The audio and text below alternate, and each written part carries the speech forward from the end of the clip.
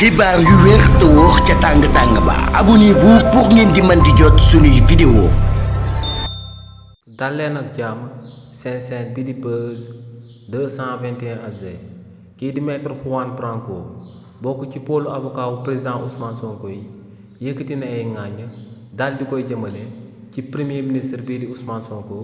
jëmale ko ci événement politique yi daan am ci réewu Sénégal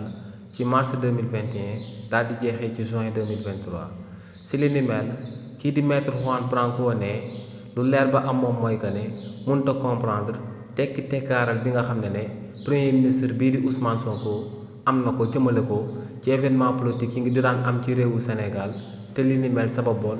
lu ëpp 60 personnes ñàkkoon seen bakkan ci réewu Sénégal ne lu leer ba am moom mooy que ne régime bu bees bi ginnaaw bañ leen fi sampee lu tolloo at ba ñaari at ne ñooñee teguñ fi benn politique bi nga xam ne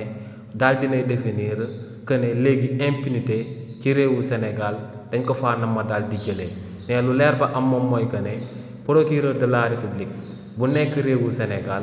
lum daal di ñàkk a entamé ay action judiciaire daal di topp lu ñi nga xam ne ñoom ñoo doon boom sénégalais yi ne loolee dafa daal di am ak conséquence directe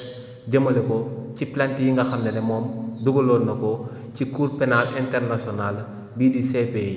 ne pour waa CPI daal di yëngal plainte yi nga xam ne moom la fa dugaloon di daan toppee président Macky Sall crime contre l'humanité ne procureur bu nekk réewu Sénégal ne moom moo war a daal di njëkk a activer dossier yi daal di bougeloo mbir yi ne lu leer ba am moom mooy que ne dossier yooyee bu fekkee yëngal nañ ko ci réewu Sénégal tàmbali topp ñi nga xam ne ñoom ñoo daan boom askan wi ginnaaw ba président Macky Sall nekkee woon ci bopp réew mi ne par la force kon dina daal di am ak conséquence directe jëmale ko ci cour pénale internationale bii di CPI nee nag lu leer ba am moom mooy que ne premier ministre bii di Ousmane Sonko dafa war a daal di tegee ne de côté ay pression wala ay wax te daal di jublu jëmale ko si ñi nga xam ne ñoom ñoo doon boom